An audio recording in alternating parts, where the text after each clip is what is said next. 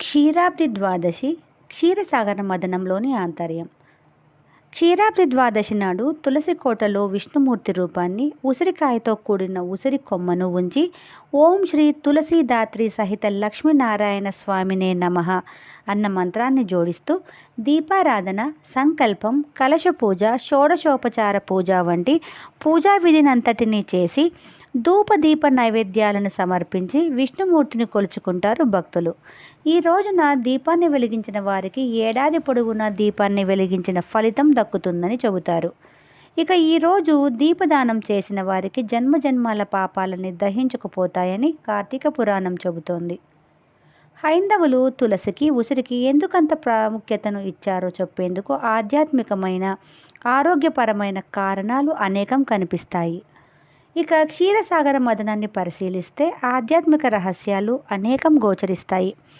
అమృతం కోసం దేవదానవులిద్దరూ క్షీరసాగరాన్ని మదించిన ఘట్టం రామాయణ మహాభారతాల్లోనే కాకుండా పురాణాల్లో కూడా ప్రస్తావనకు వస్తుంది.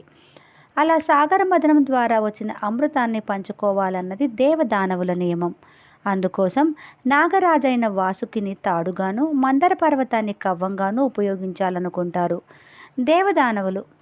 ఈనాటి బీహార్లోని బగల్పూర్ హైవేకి దగ్గరలో ఉన్న ఎత్తైన గ్రానైట్ కొండే పురాణాల్లో పేర్కొన్న మందర పర్వతమని కొందరి నమ్మకం. దానికి తగినట్టుగానే ఆ కొండ శిఖరం కవ్వం ఆకారంలో ఉంటుంది. ఇక సాగర మదనం కోసం మందర పర్వతానికి దన్నుగా కూర్మావతారం వెలిసింది, అంటే తాబేలు వెలిసింది. తాబేలు ఒక చిత్రమైన ప్రవృత్తి. తనకి ఏదైనా హాని జరుగుతుందని తెలిసినప్పుడు లోపలికి ముడుచుకుపోతుంది. బాహ్య ప్రవృత్తిగా ఉన్న ఇంద్రియాలన్నింటినీ విరమించుకోగలగడం దానికి ఉండే ఉన్నతమైన లక్షణం అని యోగం చెబుతోంది. సర్పమేమో అంటే వాసుకి కుండలినిని సూచిస్తుంది. మనిషిలో ఉండే మంచి చెడులే దేవదానవులు. మనిషి అంతర్ముఖుడై తనలో నిద్రాణంగా ఉన్న ఆధ్యాత్మిక శక్తులను మేల్కొల్పడానికి నిత్యం చేసే ప్రయత్నమే సాగర మదనం. మనిషి తన అంతర్మదనాన్ని మొదలుపెట్టగానే లభించేది సత్యం అనే గరళమే. దాన్ని అంగీకరించిన తర్వాత అధికారం అనే ఐరావతం, సంపద అంటే లక్ష్మీదేవి, ఆరోగ్యం ధన్వంతరి, కీర్తి అంటే చంద్రుడు అన్నీ లభిస్తాయి. వాటితో ఆగిపోకుండా అన్నింటినీ దాటుకొని వెళ్ళిన నాడు అమృతం దక్కుతుంది. ఇంత చేసినా చివరికి ప్రబలమైన బలహీనతలకు లొంగిపోతే మోహినిని చూసి అమృతాన్ని జార విడుచుకున్న దానవులలాగానే మనిషి కూడా దిగజారిపోతాడు. లేకపోతే మోక్షం అనే అమృతాన్ని సాధిస్తాడు. ఇక తులసి పూజ విషయానికి వస్తే, తులసి పూజ మనం ప్రతి సంవత్సరం కార్తీక మాసంలో శుక్లపక్ష ద్వాదశి నాడు జరుపుకుంటారు. ఈ రోజున తులసికి వివాహం జరిపిస్తారు. ఇంతకీ తులసి చెట్టుకు ఎవరు తాళి కడతారు, ఎవరితో వివాహం జరిపిస్తారు, ఎందుకు ఈ పండుగను జరుపుకుంటారో తెలుసుకుందాం. హిందూ పురాణాలలో తులసీదేవిని వృందగా పిలుస్తారు. ఈమె కాలనేమి అనే రాక్షసుడికి అందమైన కూతురు. ఈ యువరాణి జలంధరుడు అనే రాక్షసుడిని ఇచ్చి వివాహం చేస్తారు. శివుడు మూడో కన్ను నుంచి వచ్చిన అగ్నిలో నుంచి పుట్టడం వల్ల జలంధరుడికి అపారమైన శక్తులు ఉంటాయి. జలంధరునికి దేవుళ్ళంటే అసహ్యం. కానీ దేవుళ్లను అమితంగా ఆరాధించే వృందను ప్రేమిస్తూ ఉంటాడు. ఆమె మహావిష్ణువుకు మహాభక్తురాలు.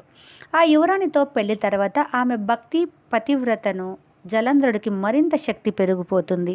అది ఎంతలా అంటే ఆఖరికి ఈశ్వరుడు కూడా జలంధరుడిని ఓడించలేకపోతాడు. అతడి మూర్ఖత్వంతో శివుడిని ఓడించి ఈ సమస్త విశ్వానికి అధిపతి కావాలని జలంధరుడు కలలు కంటాడు. ఈ సమయంలో దేవుళ్ళందరూ విష్ణుమూర్తి సహాయం కోరుతారు.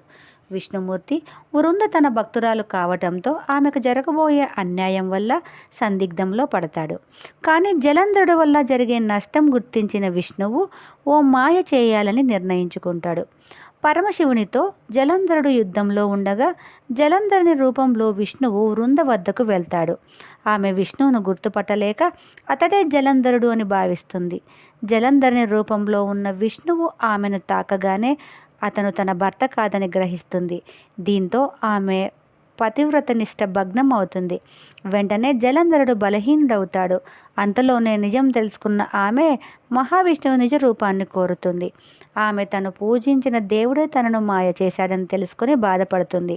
శ్రీ మహావిష్ణువు మారు రూపం తెలుసుకొని తన పవిత్రతపై జరిగిన మోసానికి ఆమె విష్ణువును రాయిలా మారిపోమ్మని శపిస్తుంది.